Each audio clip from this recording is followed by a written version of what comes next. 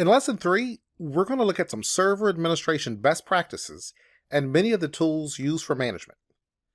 The first thing we want to talk about is an overview of this concept of least privilege management, which is really making sure you don't assign any more rights or permissions to a user or to another administrator than they actually require to do their job. We'll look at how that's done through delegated privileges.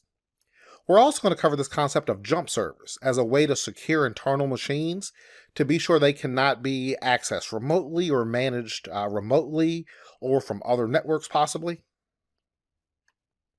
A newer concept is this Windows Server Admin Center.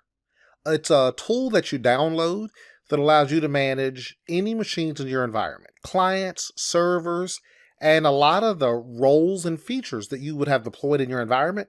We'll manage all of those from this admin center. So that's a very cool thing. I'm actually excited to cover it. Server Manager. This is a tool that's built into every server, and you use it to manage all the local resources on the server that you're using, and you can also remotely manage other servers from that tool. Now, something that's been around a long time, remote server administration tools. Everyone calls this RSAT.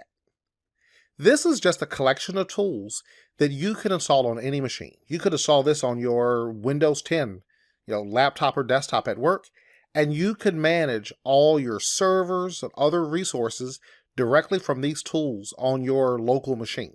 You just have to download that from Microsoft and install it. We also will go through an introduction to Windows PowerShell. Many of the demonstrations I'll go through will look at things configured in the graphical user interface, and we'll look at some of the equivalent commands in Windows PowerShell.